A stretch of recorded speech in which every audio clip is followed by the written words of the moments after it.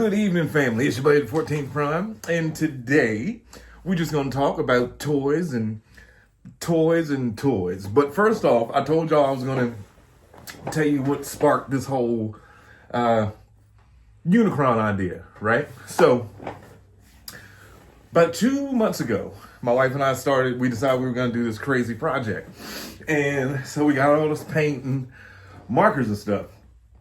And while we were in the store, I saw right there, literally right next to each other, these giant, bouncing balls. This is not even a beach ball, it's a giant bouncing ball. And a hula hoop. And so I was like, just the way my mind works, I just saw it. And in my head, I was like, ball, hula hoop, Unicron. It would look great in my room, right? I don't know how many of y'all have been watching me for however long. I used to have Blackout, a helicopter hanging from the ceiling fan. And then my son would grab like a chair or whatever, and he would try to pull it in here so he could climb up to get the helicopter down. And I was like, you can just have the helicopter, it's fine.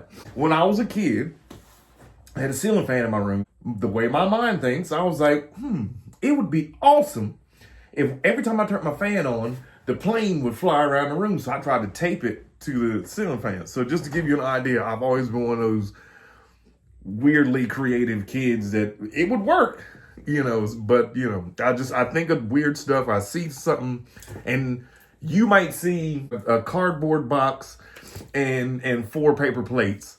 I see a Ferrari Testarossa that I can make in the garage with a little time. That's how my mind is. So long story short, so I bought the hula hoop, bought the bouncing ball. And my wife off the top, she knew. She was like, you're gonna make a Unicron, aren't you? Because she saw it. And so I was like, yes, that is my, yeah. But then I put it back because I was like, well, I've got too many other things I need to do at the moment. I was building something out back. I wanted to reinforce our deck. Like, there was a storm and our pergola had it was crazy. The pergola had blew over in a storm and nobody was hurt. It was in the middle of the night. So I was like, I finally got some time. I'm going to get up, go get the beach ball first thing in the morning, and go get this hula hoop. And I get to Walmart and they don't have a blue one.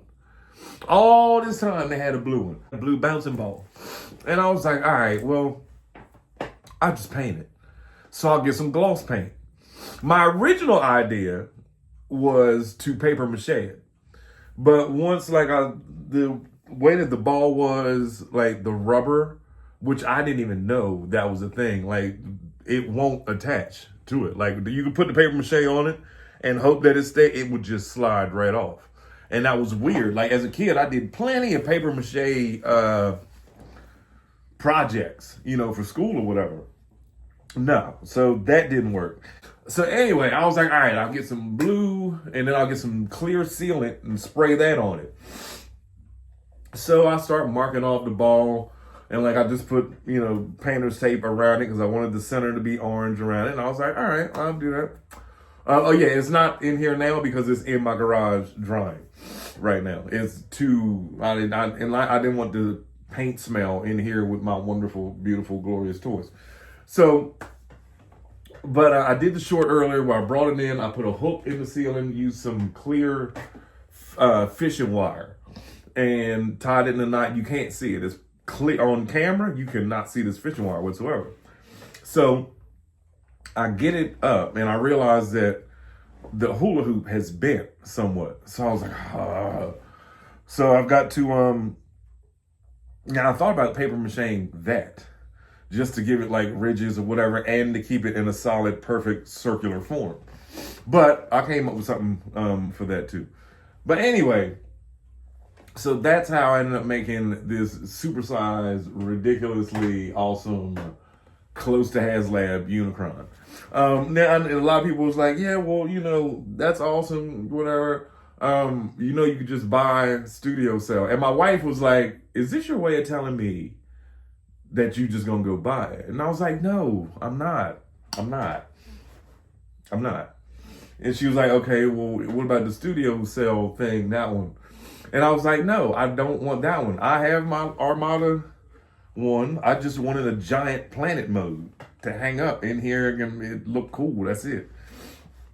And so that's what happened. I paid $1 for the hula hoop, $1 for the ball, $2 for the ball, $3 for the paint. For roughly $7, I made a crazy sized Unicron planet. Now I do still have to, do the details and the outlines of how the planet actually is, and I know I've been staring at this planet ever since 1986. It's my favorite character ever of anything. But yeah, I'm going to detail the ball, and I got to work out some kinks with getting the bamboo sticks and the hula hoop perfect, because the ball is like this big around, so you're trying to get the hula hoop dead center. And I had it on a vegetable stand. So like the ball was sunk in the middle and I had the wires bent out and the hula hoop on it. Well, as wind blows, because it was sitting in my garage with the door open, so that way it would, have natural air to breathe and, all that good stuff. Well, once I picked it up, it shifted. So the ball was like here. And the mall, that's a CD. It's an old Xbox game that I just painted orange, glued it on there. And the chompers, a headband.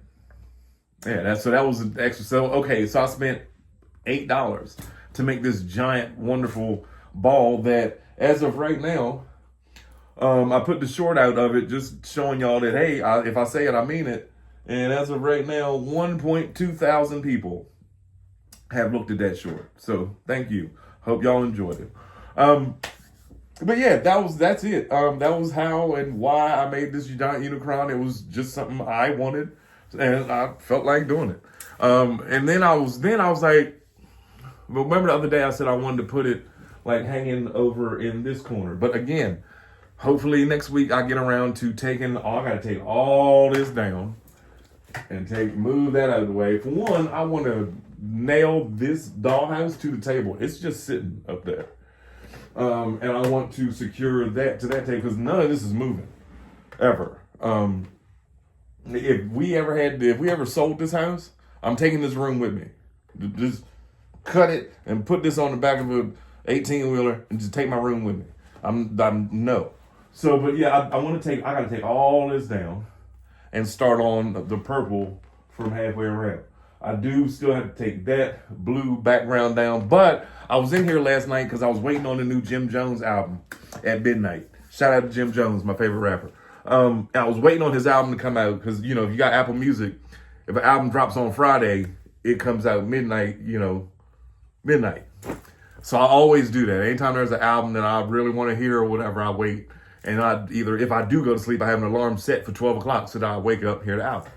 So I came in here last night and was listening to the new Jim. And next thing I know, I'm listening to it on repeat. And next thing I know, it's 2:30 in the morning. And I'm shooting a short playing. I'm playing.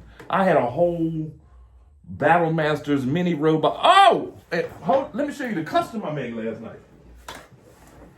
So I was like, all these Optimus Primes I have, obviously I'm not going to mess up my 86 Optimus.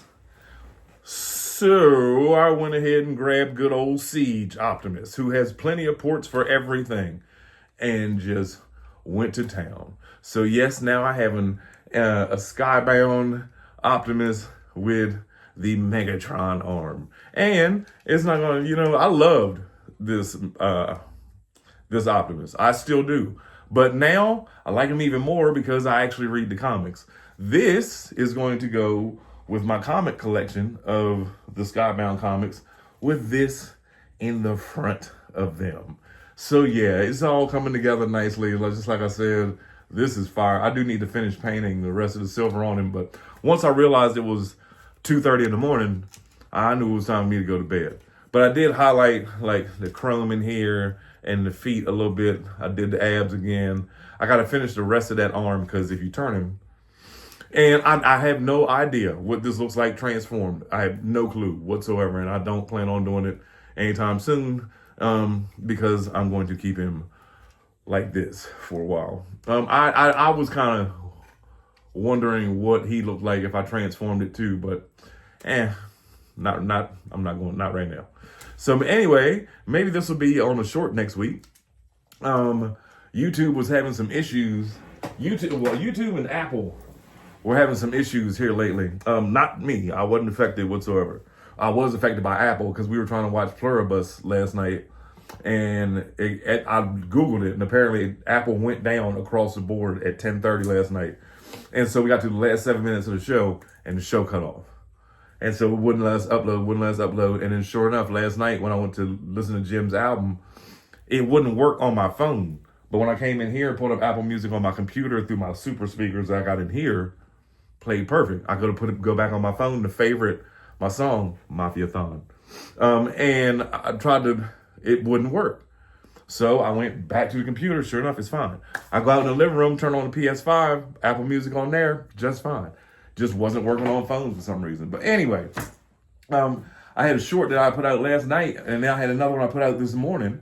And YouTube was like, oh, that song is copywritten. How? I used it last week and the week before that. And the week before that, then I get a message on the, y'all know when you on your YouTube studio, it'll pop up when you can hit dismiss or whatever. And it was like error 450507. Basically they said they made a mistake and the video was fine, but I had already deleted it because I don't play like that. If YouTube says, hey, I don't know, I go delete, don't worry about it. I take it right off. But anyway, that's about it for tonight. I hope y'all have a wonderful weekend. I love y'all. Enjoy yourselves. Be safe, make smart choices. Go to church on Sunday. It's your buddy 14th Prime.